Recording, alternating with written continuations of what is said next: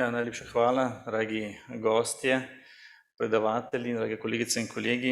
Jaz se moram zahvaliti vsaj dvema profesoricama, profesorici Žnidaršič Skubic, ki mi ni prevzela teme in je pustila, da se mi roke potijo, in pa profesorici Petek Šter, ki je odprla to drugo oziroma zadnje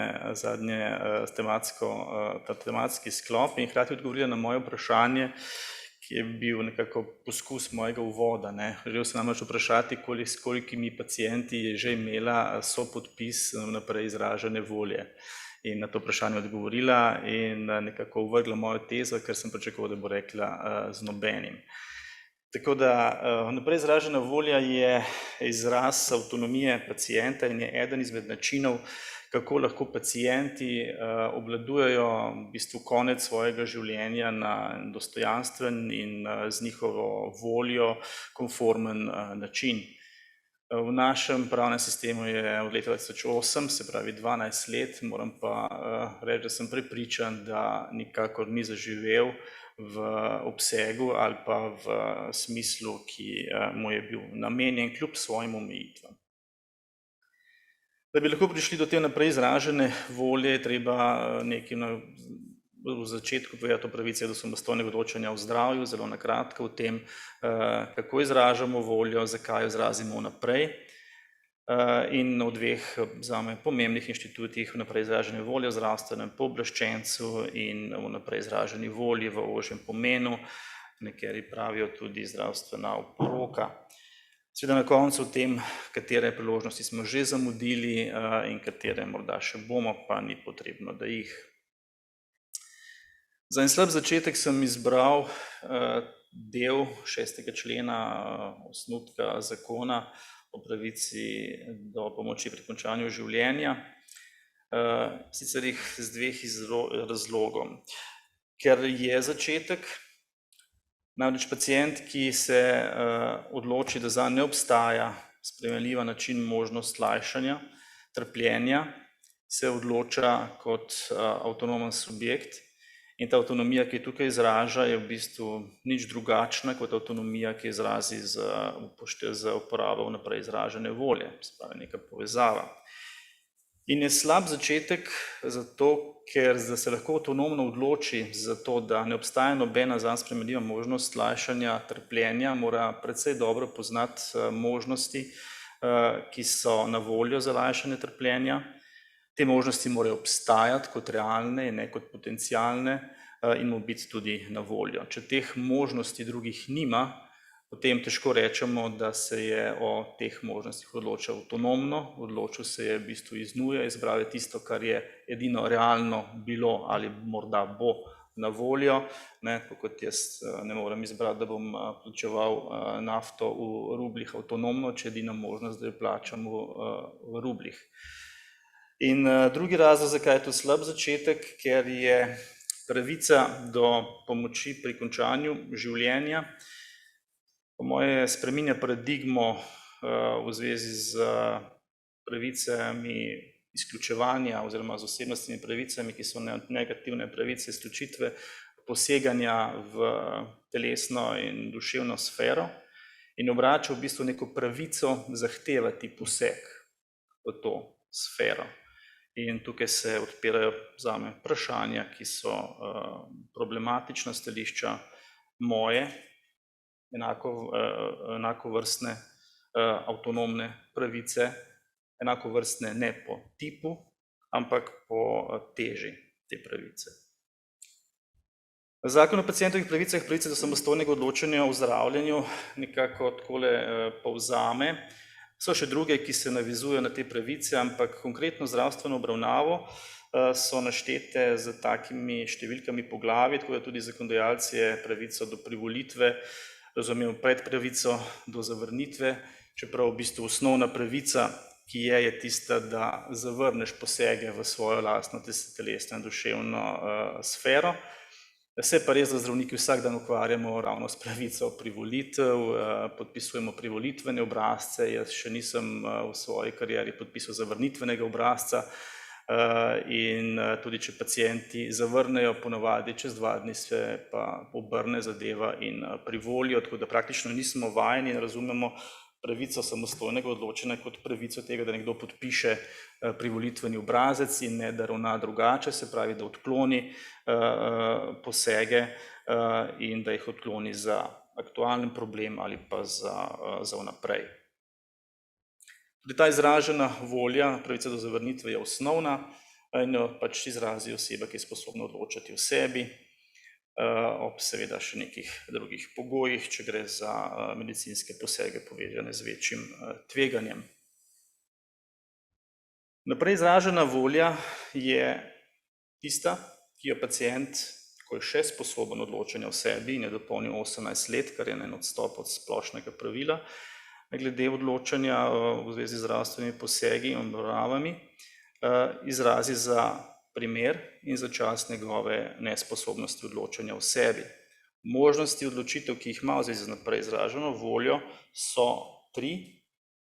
Postavitev zdravstvenega pooblaščenca, izključitev oseb, ki bi bile upravičene do odločanja o zdravstveni obravnavi in pa naprej izražena volja v ožjem pomenu te besede. Samo 2 od teh, postavitev zdravstvenega pooblaščenca in naprej izražena volja, dejansko vsebujeta neko voljo pacienta glede njegove nadaljnje zdravstvene oskrbe, medtem ko je ta srednji izključitev nadomestnih privoliteljev v bistvu samo način, kako poveš, kdo ne bo, ko ti ne boš mogel odločal po kriterijih, ki so tebi lastni o tvoji zdravstveni obravnavi. Postavitev zdravstvenega pooblaščenca ima nekatere pogoje, 2 smo že našteli, eno je sposobnost odločanja dopolnjena 18 let starosti in tukaj bom precej recepture boste videli, ker je pač predavanje namenjeno zdravnikom, da se z njimi seznanijo in za primeren čas nesposobnosti odločanja o sebi. Zdaj, kako se to naredi, je pismo, ki je overjeno s podpisom izjavitelja. Se pravi, obličnost, ki je zahtevana, je pisna oblika in pa overjen podpis. Posledica take postavitve je, da so vsi nadomestni privolitelji, s katerimi imamo dnevno opravka, izključeni iz odločanja o zdravstveni oskrbi osebe, ki ni sposobna odločati o sebi. Se pravi, nobenih žena, mož, partnerjev, nobenih otrok, staršev, sorojencev. Seveda za te posebej specifični primer zdravstvene oskrbe ni potrebna postavitev skrbnika oziroma skrbnik je tudi izključen, če je bil postavljen ali je postavljen. Kar pa je pomembno je, in tukaj je mogoče postavitev zdravstvenega pooblaščenca širša kot naprej izražena volja v ožjem pomenu besede, oziroma v ožjem pomenu, je to, da lahko postavitelj pooblaščenca ob tem tudi določi navodila, kako naj se ob določenih zdravstvenih primerih ravna. Tukaj ne gre samo za prepovedi, lahko izrazi svoje želje v zvezi z obravnavo zdravstveno in celo izrazi nekatere zahteve, ki pa so ali pa niso upoštevane glede pač na medicinsko oziroma zdravstveno doktrino. In tukaj gre v bistvu za odločanje po navodilih pacienta, če so ta zapisana, ali pa po verjetni volji pacienta, kar ne bi izhajalo iz bistveno bolj osebnega odnosa, pooblastitve za te zdravstvene primere. To, kar ste verjetno večino pričakovali, naprej izražena volja v ožjem smislu, pa je nekoliko drugačen inštitut, pogoji za kdaj nastopi so enaki, se pravi, izrazi lahko pacient, ki je sposoben in dopolnil 18 let za primeren čas nesposobnosti. Obličnost je nekoliko drugačna, zahteva se obrazec, isti kot je privolitveni, zavrnitveni, in pa so podpisi izbranega osebnega zdravnika in varuha pacientovih pravic. Posledica takšno naprej izražene volje pa je, da pacient ne dovoljuje. Ne dovoljuje neke oskrbe, nekega posega. Se pravi, ne more ne zahtevati, ne napisati, kaj bi želel, na kaj bi pristal in tako naprej, lahko ne dovoljuje. Ne dovoljuje lahko samo za zakonska primera, ki sta navedena v zakonu, točno kakšnih okoliščin in posledic teh okoliščin, bodi se zavezujoče ali samo kot vodilo, tam piše smernice za obravnavo, ampak mislim, da pravilnejši izraz je bil vodilo, in gre za ukrepanje po pacientovi volji in upoštevaje pacientovo voljo. Tukaj se interpretacija strani pooblaščenca ali kogarkoli drugega izrecno izmuzne. Torej, kaj sta te dve okoliščini, za katere lahko pacient ne dovoli zdravstvene oskrbe, za primer, ko ne bo privolitveno sposoben? Prvič, če bi trpel za hudo boleznijo, ki bi v kratkem času vodila v smrt in zdravljenje samo podaljšuje preživetje, verjetno življenje. In druga, če bi obravnava podaljšala življenje v položaju, ko bo dokončno izgubil telesno ali duševno sposobnost, da bi skrbel zase. Če se pacient ne dovoljuje, tam piše, kakšne zdravstvene oskrbe pacient ne dovoljuje, to pacient seveda napiše, to bolnišnična oskrba pomeni, vse se zgodi v domačem okolju, zunaj bolnišnične nobene oskrbe, ki bi bila zdravstvena, konkretnih zdravstvenih ukrepov, oživljanja, zdravljenja z antibiotiki, vazoaktivne podpore, ne vem, karkoli, verjetno ne s temi izrazi, ker jih ne pozna, ali pa če jih lahko spozna ob nasvetu, vsekakor pa mora biti to, kakšne zdravstvene oskrbe ne dovoljuje, določeno ali vse določljivo. Obstaja tudi ena nedovoljena prepoved.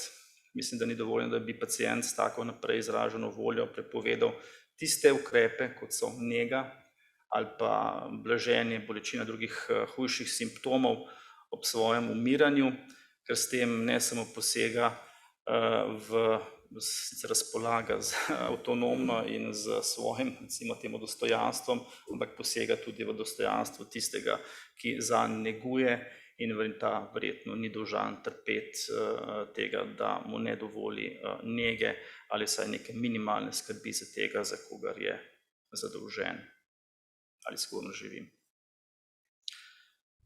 Naprej izražena volja je vprašanje, je zavezujoča ali nezavezujoča, in je zavezujoča za en primer in nezavezujoča. Zavezujoča je za primer hude bolezni, ki bo v kratkem času vodila v smrt. V tem primeru se zavezanec ne more oziroma ne sme izvajati ukrepov, ki jih je oseba, ki izrazila naprej svojo voljo, prepovedala oziroma jih ne dovoli, in je zgolj vodilo za oskrbo v položaju, ko bo, če bi ta oseba dokončno izgubila telesno in duševno sposobnost, da bi skrbela zase. Se pravi, je pomembna pri vodenju zdravljenja, ni pa zavezujoča. Naprej izražena volja je oblična, kot smo že rekli, 27. člen, predpisuje obrazec, sodelovati morata izbrani osebni zdravnik in varuh pacientovih pravic, ni pa nekega overovitve, se pravi, garancija izbranega osebnega zdravnika in varuha pacientovih pravic po mnenju zakonodajalca zadostuje, je pa časovno omejena. Preneha 5 let po podpisu oziroma ko je bila veljavno izražena, seveda ne, če je oseba vmes izgubila privolitveno sposobnost. In v čem so te zamujene priložnosti? Predvsem mislim, da zdravniki, pa ne samo zdravniki, vsi, ki s pacienti imamo opravka, pa tudi svojci, tako imenovani nadomestni privolitelji, pa tudi domovi starejših, kjer bivajo, ali druge institucije, preprosto ne poznajo tega inštituta, morda so slišali za njega, morda kdaj v njem govorijo, redko pa so ga imeli v roki ali se z njim dejansko srečali. Jaz se v svoji karieri nisem, pa niti nisem več tako mlad. Po drugi strani pa tudi, če bi tak inštitut bil nekega mehanizma ali pa zavedanja, da je po tak inštitut nekam potrebno iti, ga pogledati, raziskati, če obstaja, tudi ni zelo prisotno. Dostopnost podatkov o vnaprej izraženi volji, ki je po tem pravilniku v CRPP-ju oziroma v Centralnem registru podatkov o pacientih, je sicer možna, ampak en vpogled v ta CRPP, vidi se, tam obstaja, poleg raznih drugih potrdil, je tudi povzetek pisnih izjav volje pacienta za nekega Petra Goloba, da na koncu takšenle izpisek. Seveda tukaj ni nobenih izjav volje, ker do zdaj kaj takšnega še nisem naredil. Če bi bil nek zapis izjav volje, pa saj za podatke o zdravstvenem pooblaščencu uporaben v smislu, da vemo, kdo to je, da vemo morda, kje to pooblastilo je, ne vemo pa nič o vsebini. Se pravi, vsebinski del tega nikakor ni znan.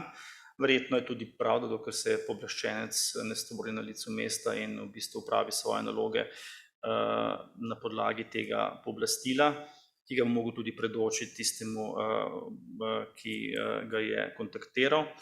Se pravi, vsebine ne bomo poznali. Je pa bistveno manj razumno, zakaj v CRPP-ju ni podatkov o naprej izraženi volji v ožjem smislu, vsebinskih podatkov, ker meni v času odločanja o okoliščinah, ko bi samo podaljševal življenje, zelo malo pomeni, kje se hrani, oziroma katera je oseba, ki hrani vnaprej izraženo voljo in do kdaj je ta volja veljavna, ker verjetno imamo opravka z osebo, ki je prevelitveno nesposobna in razen če je skadenca že, ne vem, več let, je to tudi vprašanje, ki verjetno ni pomembno. Hkrati pa ne vem, zakaj bi hranili podatke o naprej izraženi volji, katerih veljavnost je potekla.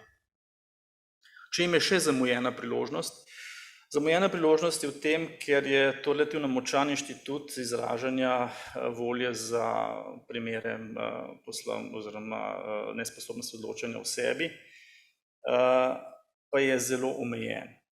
Omejen je točno na dva zakonsko določena primera stanj, ki se zelo prekrivata tudi stanji, ki so po svoji naravi v bistvu korektna medicinska ravnanja, v primeru, da oseba ni privolitveno sposobna. Hkrati pa vemo, da na primer že v sosednji Avstriji ta nabor možnih izjav volje ni omejen.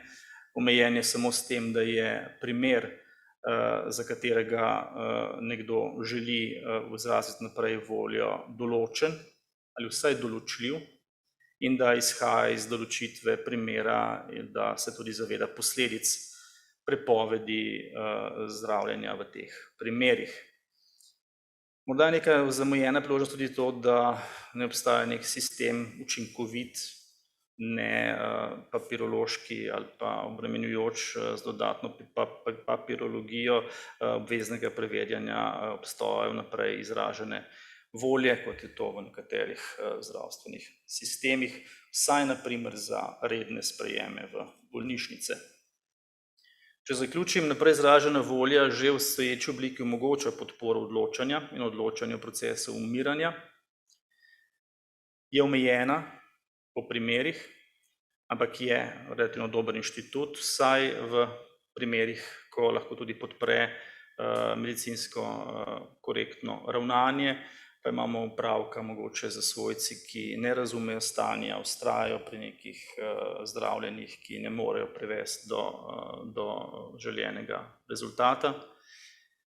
Predvidljive posledice, za katero je možno naprej izraziti voljo, se pravi, je določil zakonodajalec in mimo tega ne moremo, jih ne moremo razširiti, razen morda s postavitvijo zdravstvenega pooblaščenca, ki omogoča širši razvoj tega inštituta, predvsem preko obvezujočih navodil, ki jih postavimo zdravstvenemu pooblaščencu. Hvala.